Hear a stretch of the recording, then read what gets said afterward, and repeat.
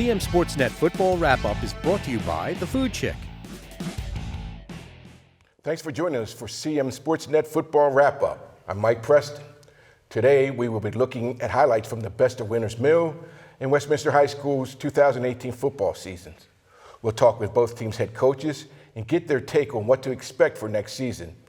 To get a closer look, I'm joined by Bill McKenna, former head coach at Francis Scott Key. But first, Pat Stetzer from the Carroll County Times joins us for a look at the season in review. Thanks, Mike. Now it's time for an overview of Carroll County High School football for 2018. Carroll County had 3 playoff teams this fall. In 2A West, it was Century and Liberty, and in 3A West, it was Westminster. Now we'll start with the Owls first. Westminster competed in the Carroll County Athletic League this season, finished in second place, and qualified for the playoffs. First round sent the Owls back to South Hagerstown in a game they had played during the regular season. Westminster won that game down at the last few seconds. So the rematch came in the first round of the playoffs, and Westminster advanced again with another victory over the Rebels to set up a rematch in the 3A West final with Linganore. It's been a rivalry for the last couple of years, and Linganore has gotten the majority of the wins out of it, and the Lancers got another one this year in the 3A West final at home, beating the Owls and ending their season with an 8-4 record. Now, Westminster did make the playoffs, like I said, and they were led this season by senior quarterback Christian Etchison, who had a lot of offensive talent at his disposal, from running back Jaden Lewis to some receivers, Ryan Clatterbuck and Tavian Montgomery, who also played defense, along with a very strong defensive effort as well, along with Jacob Busick manning the defense there as well for Coach Matt Studi. So a solid season for Westminster this fall, with a lot of kids expected to come back next year as well. Century made the 2A West playoffs as the 4 seed. They actually faced Liberty in week 10 of the regular season and fell short, but did enough to qualify for the playoffs. Unfortunately for the Knights, they had to go up against Damascus in the first round, and Damascus brought with them a long, impressive winning streak, one of the best in the country, if I'm not mistaken, and added another one to that, ending the Knights season in the 2A West semifinals. Coach Todd Edmondson did have a successful year, though, in Eldersburg, led by senior quarterback Brett Kropinski and running back JT Schneider. Liberty, down the street from Century, put together a very historic season. The Lions went 10-0, their first ever undefeated regular season, one of a handful of Carroll teams ever to do it in county history. The Lions were led this year by junior quarterback Nathan Kent, who transferred from Westminster in the offseason and came into a starting role, wound up winning Carroll County Times Player of the Year and leading Liberty to the 2A West playoffs to face Oakdale in the first round. The Bears came in at 9-0. That game was played in the first round of the playoffs. Liberty actually was up in the second quarter of that game, the first deficit that Oakdale had faced all season. The Bears did regroup, however, and get the victory over Liberty to end the Lions season at 10-1, but a very, very impressive year for them, with Nathan Kent expected to come back next year to try to add on to what he did in 2018. Of course, there was more than that this year in Carroll County. A lot of other teams had successful moments and individual success. FSK, Manchester Valley, South Carroll, and Winters Mill all put together fine seasons. Alex Barnes from Winters Mill led the county in scoring at quarterback. Receivers Sam Riley from Man Valley and Ryan Gallagher from South Carroll also put together good seasons. FSK had a great rushing attack, as they always do in their wing T offense. A lot of these kids will be back next year. Some will have graduated, but that's for 2019. That was it for 2018. Back to you guys.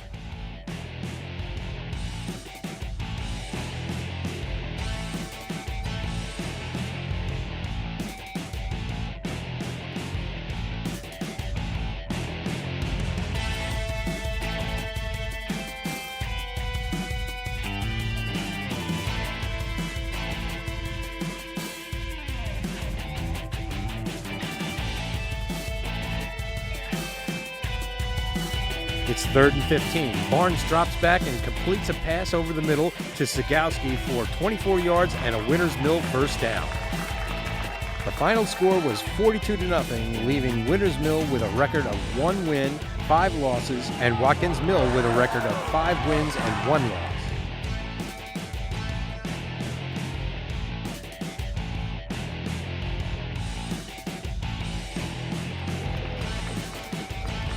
Austin Plummer intercepts a pass to stop Manchester Valley in overtime. Engel's pass is intercepted. The final score is Manchester Valley 20, Winters Mill 26.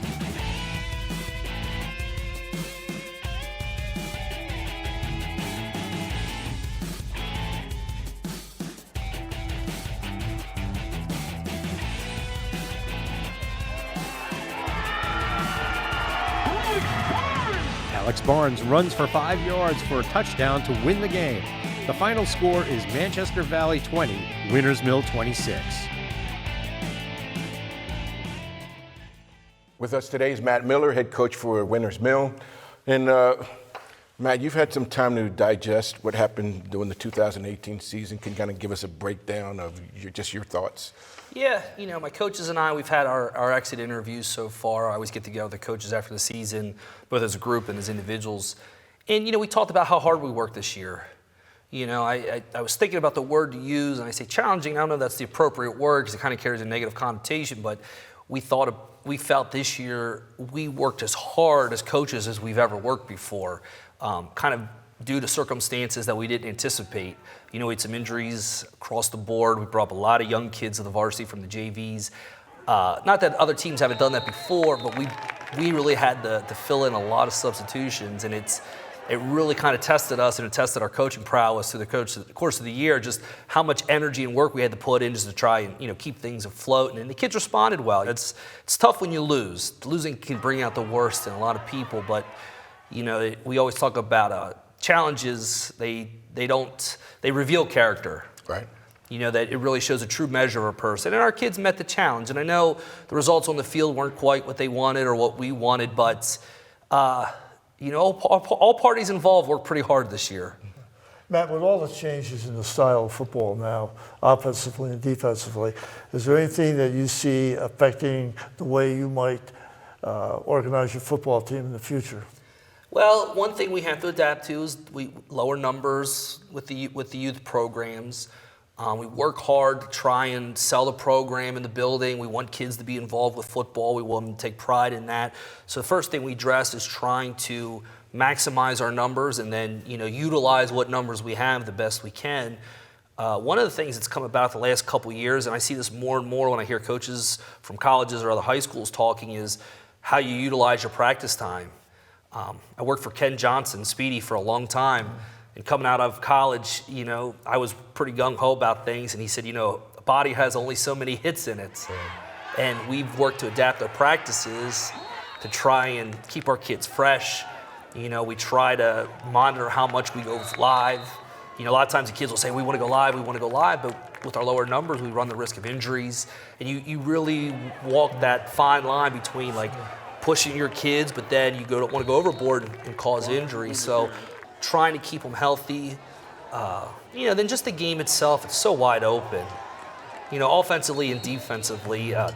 When I first started in the county about 15 years ago, maybe we played one team that put 4 receivers on the field. Now, gosh, you go through your schedule, probably 8 or 9 teams on your schedule do some form of what we call spread. It's almost gotten to be base offense. Yeah, but can you do that? Can they do it efficiently?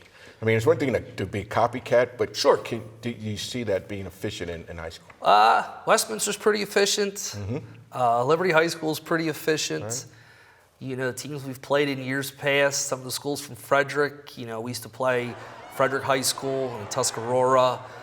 Some teams are. I remember some of the years we first went to the spread. I remember when Winters Mill first opened, this was years ago, a lot of that was for survival. We thought if we pull people out of the box, maybe we have a chance. But, it's just, you look at the kids that we play against, how many of them, you look at the top passers in the league, how many kids have over 1,000 yards passing, how many kids in Carroll County have over 1,500 yards passing. It used to be your top rushers were your big offensive go-getters. A couple years ago, we had a kid who threw for 1,900 yards in the county, and I think he might have been one, but then the second kid was 1,700, the other kid was 1,650. So yeah, I'd say, and they're not doing that from a pro set. Right. So who were some of your top players? I mean, we saw some of them on the screen, but coaches know a little bit more. You see them practice and so forth. Who are some of the top guys? Well, we relied a lot on our quarterback this year. Alex Barnes did a lot for us offensively. A lot of our offense went through him. We ran the ball with him. We asked him to throw the ball. There was a couple of plays we sent him out on passes, some reverse stuff, like stuff we saw in the Super Bowl. But most of our offense went through him, and as the year went on, we brought along some of our younger guys. But Alex, I think, ran for 800 yards. I think he threw for another maybe 1,100 yards. So right there, statistically, is 95% of our offense. Right. But then the name I sent in, Alex got a lot of recognition, and deservedly so. We had a kid named Bradley Cole. starter both ways, offensive line, defensive line guys, one of those guys in the trenches who his name's not in the headlines, his name's not in the paper, but he's a yeoman. He does the dirty work, and he was one of the leaders on the team, and he's a really neat kid, total program kid, weightlifting type kid.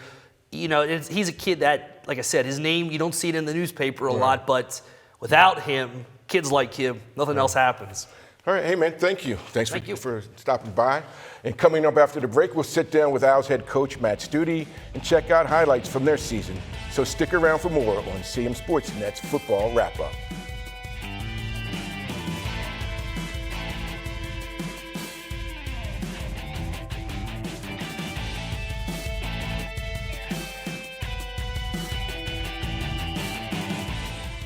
What does it take to cover local high school sports? It takes staff and volunteers, equipment, training, and community support from people like you. You can help by making a donation to the Community Media Center today. Your gift is an investment in our community, our schools, and most of all, our student athletes.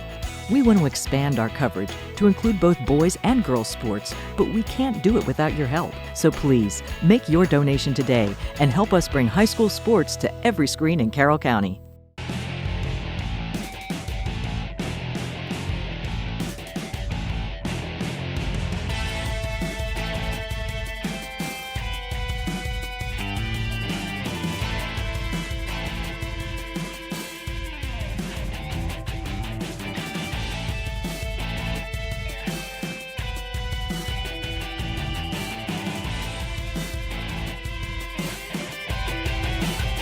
Third and 5, Christian Etchinson's pass to Tavian Montgomery resulted in a 67-yard touchdown, making the score 14-0 with an extra point.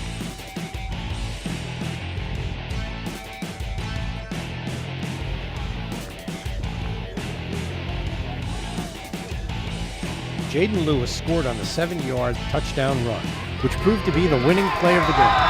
This made the score Westminster 24, South Hagerstown 21. It was Lewis's second touchdown of the game. The final score was 24-21.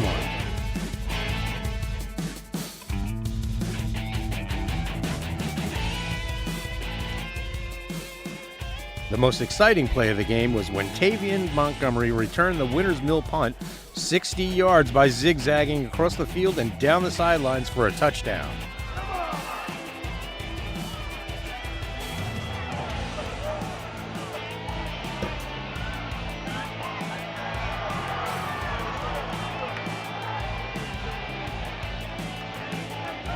The final score was Westminster 57, Winters Mill 7. Now it's Matt Stute, Westminster's head coach. And Matt, can you give us a brief synopsis of your season? Well, I would say that we came up short. Our goal is to win a state title at Westminster. It's been that way for a couple years now, and we fell short of that piece of it. Matt, with the changing styles of football going on, college and the pros, how has that affected your program in any way, or maybe it hasn't, as far as adjustments that you might make in the future?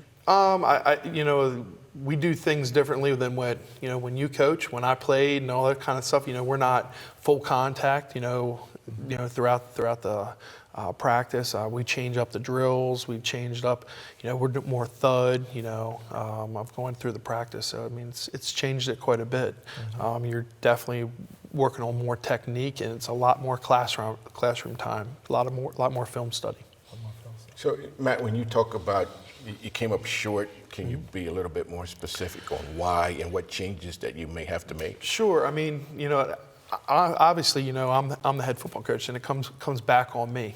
Everything kind of filters back onto the head football coach. But, I think football is a game of life, and when, there's so many life lessons that you learn playing this game. And, there's things that our players that we struggle with some things in the locker room, different, understanding being a team.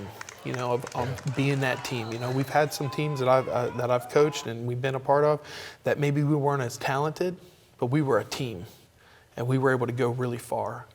And you can have as much talent as you want on the table, but if you cannot be a cohesive, gelled unit, it just doesn't. There's chinks in the armor, and we ran into that a couple times, and I think that's it's not a switch you can just turn on and off. Right. Who were some of your leaders this year? I mean, obviously our quarterback, Christian Etchison, Tavian Montgomery, Jake Busick. You were telling me a story about Jake. Yeah, I think Jake, well, two stories come to mind with him. He's a kid who, in rec league, he was a running back and he was a linebacker, and we had to sit down and have this conversation that you were not going to be a running back. You didn't have the little jiggle in the hips. You weren't going to be doing this kind of thing. You were a big guy. You were going to have to move the defensive end. So, and he was able to be a pretty darn good one. And and then Jacob, he got to play a little offensive line, and the play that I think just put a stamp on Jacob, and it's his first play on his highlight, and it just opened the eyes up to a lot of colleges, is the fact that he's on offense, which is not his number one position. We throw an interception, and he refuses to give up on that ball, and he runs down a defensive back, and to me, that was one of the greatest plays, because it just shows so much about somebody's character and their drive and their heart, just that refusal to give up, and I think that just says a lot about him. So will you have to make changes in your offense, defense? Because you talked about some changes in as far as your coaching approach, but how about for next year, or for as we for went next through year this as you year? move along? Yeah. Well, I mean, this year we did. We had to change some things up this year. When Christian went down, we knew, with the loss of Nate Kent going to Liberty, we knew with our backup, he was not a spread quarterback, and so we were going to have to come up with something else if Christian went down, and he went down, and so we had to throw a little wing T action in there, and and do. Where'd you learn that from? That's a little out of date for most people. I ran wing T when I was at Westminster. You're showing your age, Dave. Yeah, I am. I did some wing T stuff, so. But yeah, so we threw a little wing T action in, and we were able to get a good win, and we were in a game really against Salesianum, who ended up going on. We lost by 1 point, made too many mistakes in the game at Salesianum, and they go on to lose in the state finals. So we played a tough team there, and we lost 14-13. So we were able to hang in, but we had to make some definite adjustments. Quarterback, we had to move some receivers around this year. As I stated at the beginning of the year, we were going to have more guys than we ever had playing two ways. And that was a big adjustment for us. We were always two platoon, and that was a huge adjustment. All right. And what do you see down the road for you guys? Down the road, we have some key players we have to replace. We have a quarterback. We have some young guns that are coming up, and we have Levi Broadman that he's going to be back for us. We lose Jaden Lewis, who was a workhorse for us, and we have two running backs again, Eric Stranko and Nathan Mattingly. They're there, and then we lose Tavian Montgomery, and we lose Ryan Clatterbuck, but we'll return Hayden Hoff, Ben Flowers, Matt Anullis came in, played some. We'll probably lose some team speed, but we have some really smart, intelligent players that are going to put the work in. And our JV team the only loss that they had was to DeMatha. So those kids have been getting after it, All right. Well, good luck, man. Good luck in the future. Thank you. Hey, when we come back, Pat Stetzer has postseason highlights for the Westminster Owls, and we'll find out what we can expect from the team in 2019. It's all coming up on CMSportsNet Football Wrap-Up.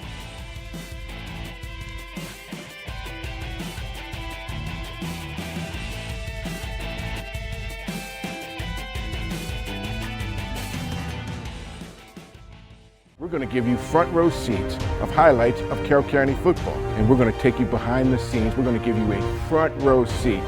We're going to take you places that no one else can take you. But we need your help. We're looking for volunteers to help us cover the game. If you have a passion for the sport and are willing to learn, we want to hear from you. You can bring high school football to every screen in Carroll County. Some of the best plays in football happen right here, and you can be a part of it. Contact us today. Are you ready to join the team?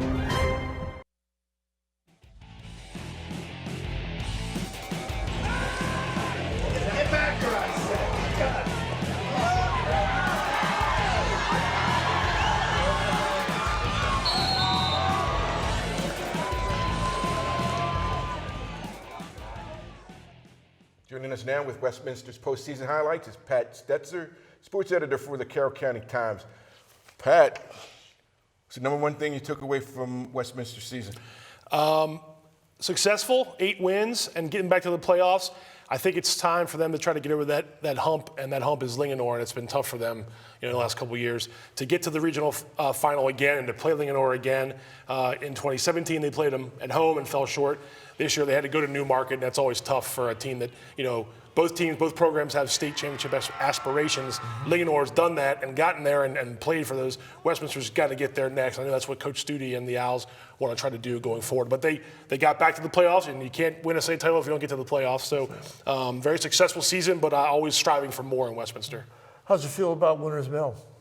Winters Mill had a good season in terms of dealing with the cards they were dealt. I know Coach Miller talked about how they had some plans in place before the season started on what they wanted to do on offense, and it had to change at the last minute with some key injuries and things like that. But I'll tell you what, for a team that didn't win as many games as they lost, there was definitely several moments. A quarterback, Alex Barnes, really led the Falcons on offense with his legs. I mean, more than 800 yards rushing. 10 touchdowns, which tied for the county lead in scoring. So, and they've got some pieces coming back next year. So, Coach Miller had some younger guys that played varsity that got that experience, and hopefully they can go into 2019 with more energy that way. Well, Coach Studi talked about having a large number of returnees. Who are some of the top guys coming back, and are they just, quote, reloading? Yeah, I mean, they if anybody can, it's probably them, just because of the depth, obviously, that Westminster has.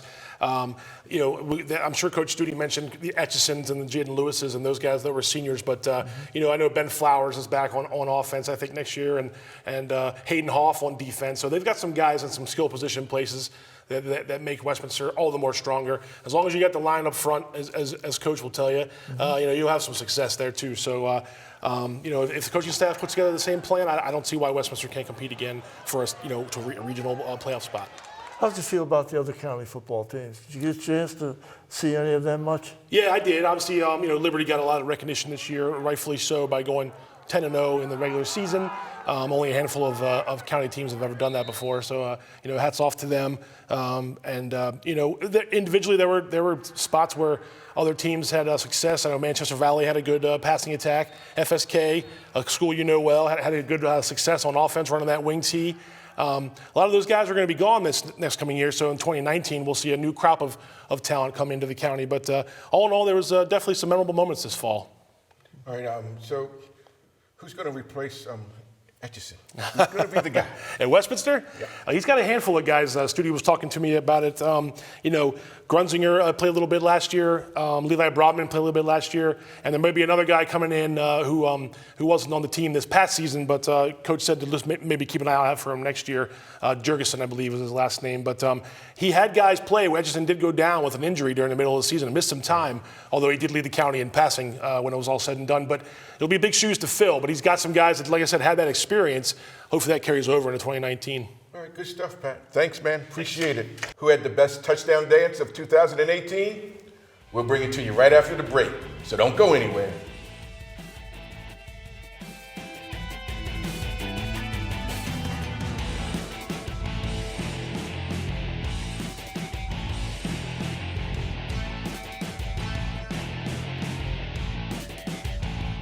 Connecting people to their community. That's what the Community Media Center is all about. We help members share their voice by giving them access to the training and tools they need to tell their story and share it across the county or around the world.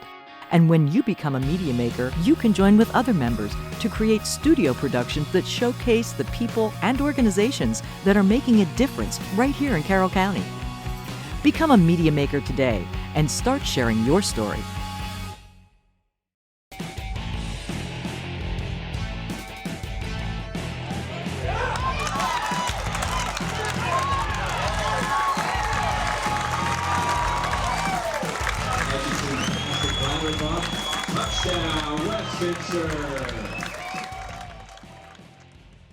Joining us now is Dave Daltz, Supervisor of Athletics for Carroll County Public Schools. And Dave, enlighten us a little bit on the realignment policy and for coming up season.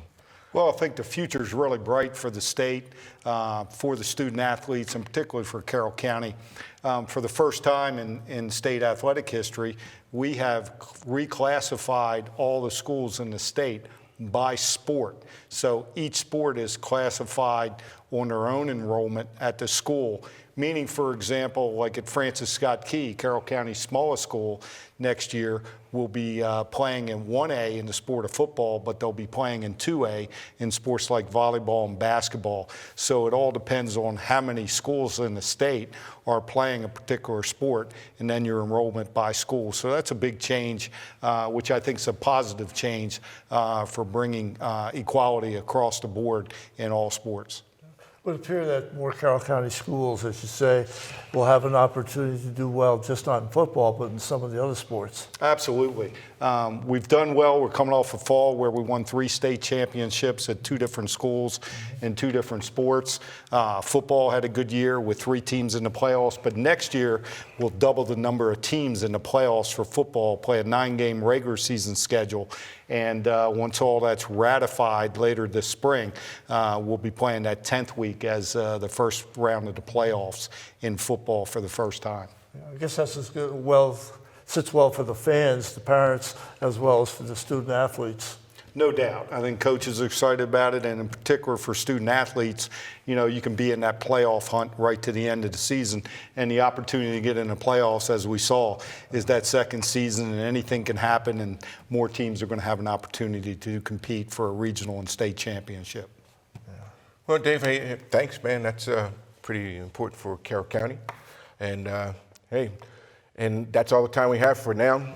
Hope you enjoyed the program, but before we go, we'd like to thank Matthew Miller and Matt Studi for joining us today, and a big thank you to our sponsors for helping make today's broadcast possible. So for Bill McKenna, and Bill, a special thank you for you for all the work you've done, film study, and being a long-time coach with the history of Carroll County, and Pat Stetzer and myself. Thanks for joining us for CMSportsNet Football Wrap-Up. The CM SportsNet Football Wrap-Up is brought to you by The Food Chick,